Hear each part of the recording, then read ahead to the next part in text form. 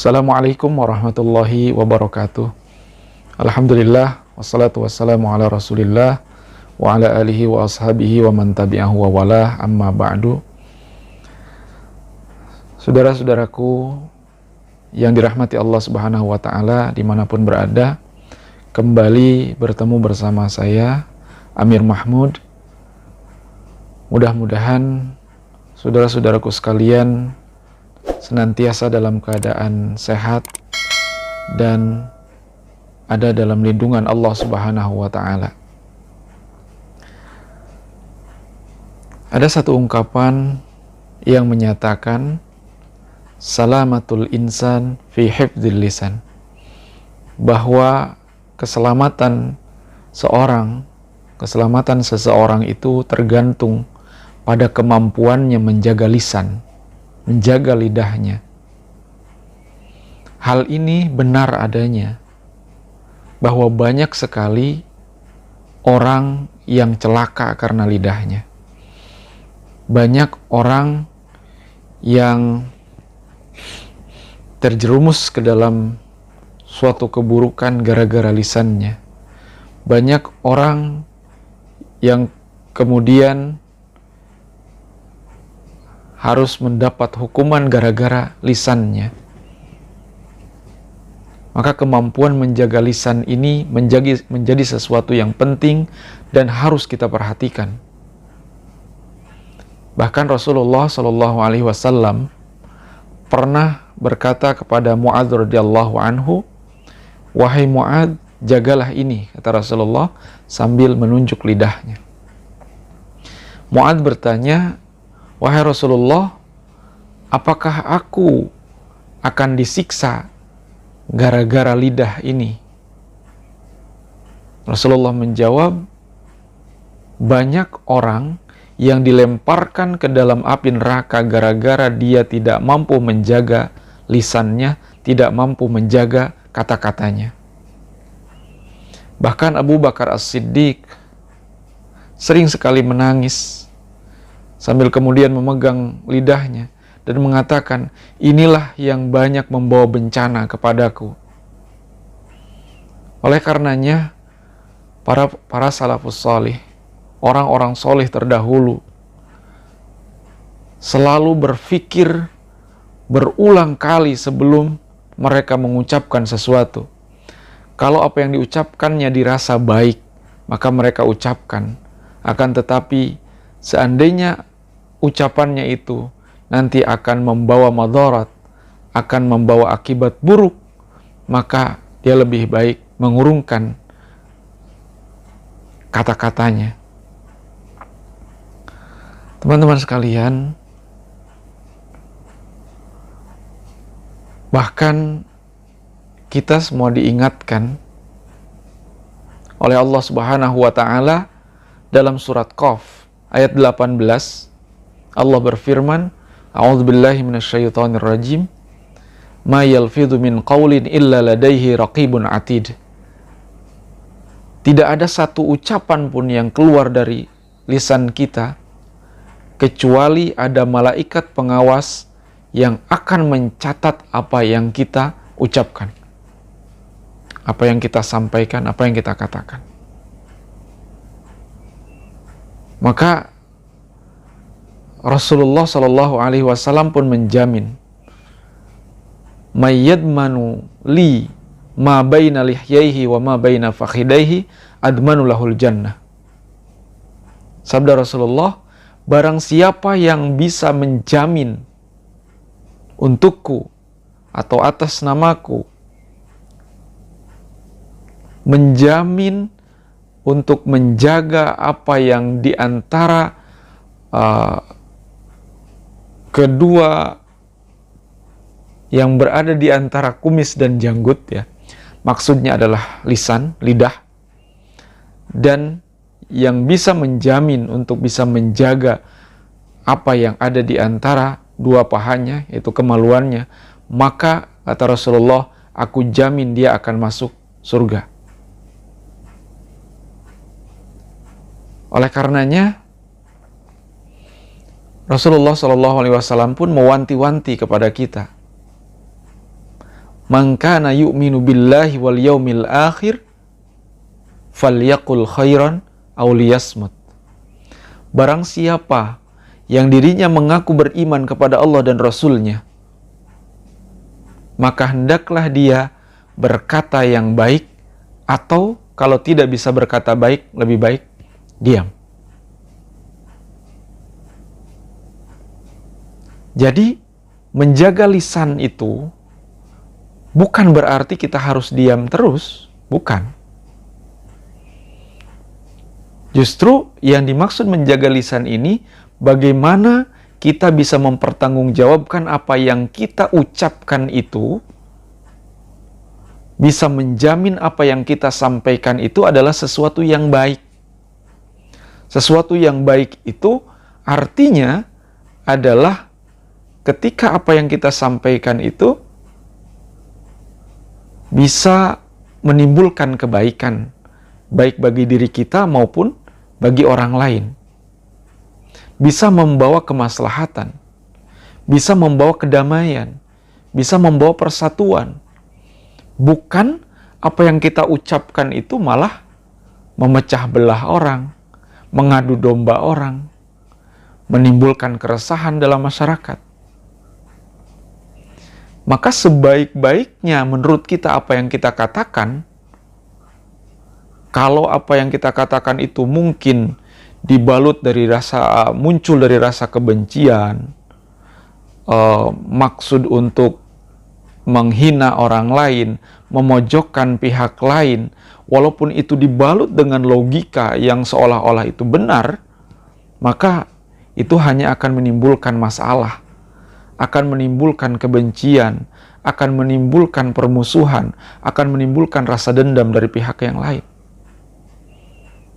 Oleh karena itu, menjaga lisan ini menjadi sangat penting di dalam Islam dan bahkan dalam komunikasi secara keseluruhan, siapapun itu.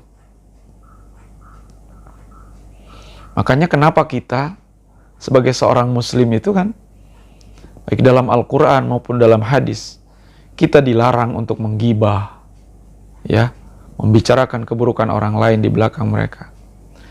Dilarang memfitnah, mengatakan sesuatu yang memang tidak dilakukan oleh orang lain. Makanya di dalam Al-Quran banyak istilah-istilah yang menjadi panduan kita, yang seharusnya menjadi panduan kita tentang bagaimana dan apa yang harus kita katakan. Di dalam Al-Quran ada istilah yang disebut misalkan qaulan sadida, perkataan yang benar. Jadi pastikan apa yang kita ucapkan itu adalah sesuatu yang benar, bukan sebuah kebohongan, bukan hoax, ya, bukan sesuatu yang dibuat-buat, tapi itu fakta. Kemudian dalam Al-Quran juga ada istilah qaulan karima, perkataan yang mulia. Perkataan yang mulia itu bisa jadi kata-katanya itu adalah kata-kata yang baik, bukan kata-kata yang kotor, kata-kata yang betul-betul memuliakan orang lain yang kita ajak bicara. Kemudian ada istilah qaulan layyina, kata-kata yang lemah lembut, tidak kasar, tidak memaki, tidak menghina, tidak mencak-mencak, tidak mencaci. Kemudian ada juga istilah qaulan baligha, kata-kata yang betul-betul sampai ke dalam hati orang lain. Artinya sebuah perkataan itu muncul dari hati yang bersih, muncul dari hati yang terdalam, sehingga sampainya pun nanti kepada orang lain masuk ke dalam hatinya.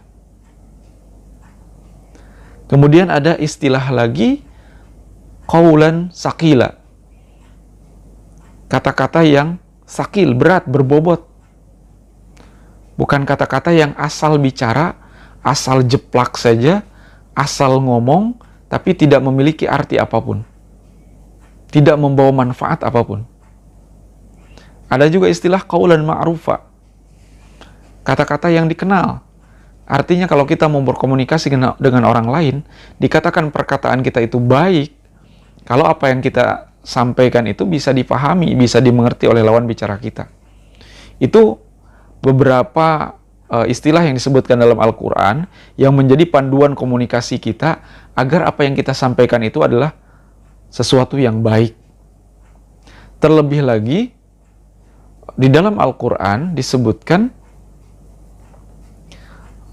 wa qul li ibadi yaqulul lati hiya ahsan.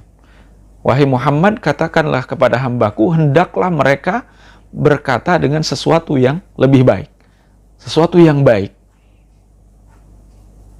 Dalam ayat lain dikatakan, وَمَنْ أَحْسَنُ قَوْلًا مِمَّنْ دَعَى إِلَى اللَّهِ وَعَمِلَ صَالِحًا وَقَالَ إِنَّنِي مِنَ الْمُسْلِمِينَ. Yang dimaksud dengan kata yang baik itu, salah satunya adalah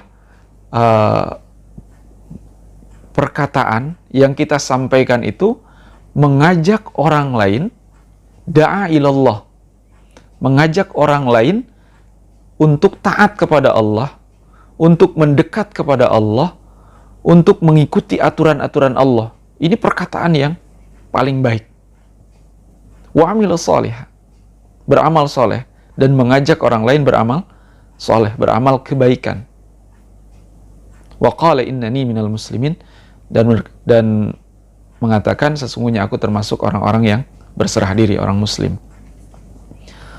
Saudaraku yang dirahmati Allah, nah kalau kita tidak mampu mengatakan hal itu, kalau kita tidak mampu berkata baik,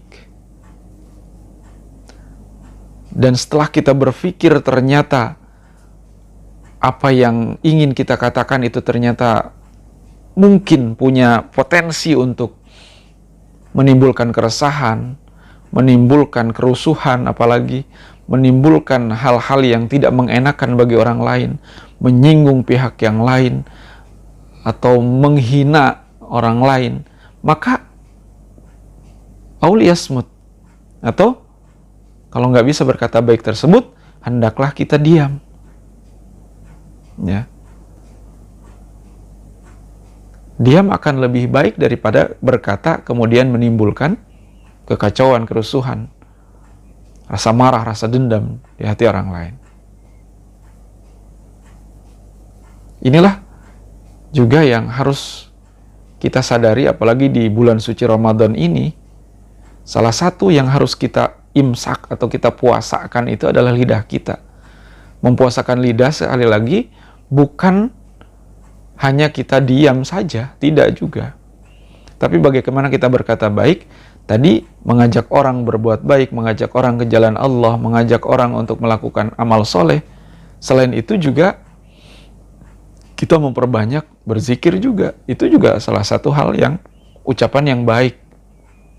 Berzikir, mengingat Allah, membaca Al-Quran, membaca sholawat, membaca istighfar, membaca tasbih, tahlil, tahmid, itu adalah hal-hal yang baik yang harus kita lakukan, yang harus kita perbanyak.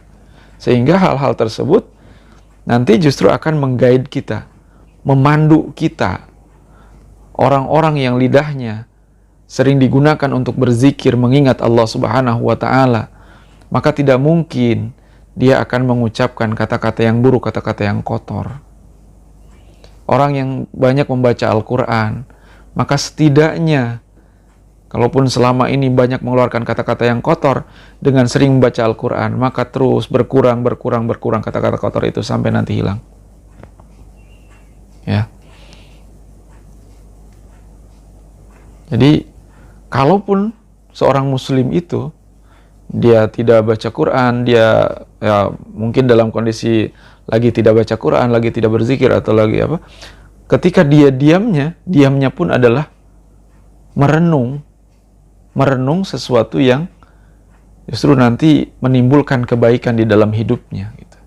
Merenungkan akan dosa-dosanya, merenungkan bagaimana tentang keluarganya agar lebih baik, merenungkan apapun yang akan membawa kebaikan baik bagi dirinya, keluarganya, ataupun lingkungannya. Itu dulu Rasulullah pun sering melakukan itu. Sebelum beliau menjadi Rasul pun, beliau banyak bertahanus, di Gua Hira misalkan, beliau berdiam, bukan hanya diam saja, tapi merenung bagaimana nih masyarakat ini kok kayak gini, gimana caranya saya memperbaiki gitu, bagaimana saya bisa membawa mereka ke arah yang lebih baik. Ini renungan-renungan yang baik. Jadi seorang muslim itu tidak ada istilahnya pikirannya kosong. Kalau tidak berzikir ya dia merenung gitu. Kalau dia tidak membaca Al-Quran ya dia berpikir tentang sesuatu yang menimbulkan kemaslahatan gitu. Jadi inilah yang harus kita terus jaga dalam kehidupan sehari-hari kita, apalagi di bulan suci Ramadan ini, dan bahkan nanti di luar bulan suci Ramadan, kita pun harus tetap menjaga lisan kita, karena bahkan disebutkan oleh Rasulullah, sebagai ciri orang yang disebut sebagai muslim itu, al-muslimu man salimal muslimuna min lisanihi wa yadihi. Seorang dikatakan muslim itu kalau orang lain tidak merasa tersakiti oleh lisannya dan juga perbuatannya gitu. Kita dikatakan muslim itu ketika orang lain selamat, ya, selamat dari gangguan kita gitu, gangguan lidah kita. Makanya itu identitas kita. Menjaga lisan ini adalah identitas kita. Kita akan selamat ketika kita mampu menjaga lisan ini, dan kita juga nanti akan celaka ketika kita tidak mampu menjaga lisan kita. Oleh karenanya, mari kita sama-sama jaga lisan kita agar kita selamat.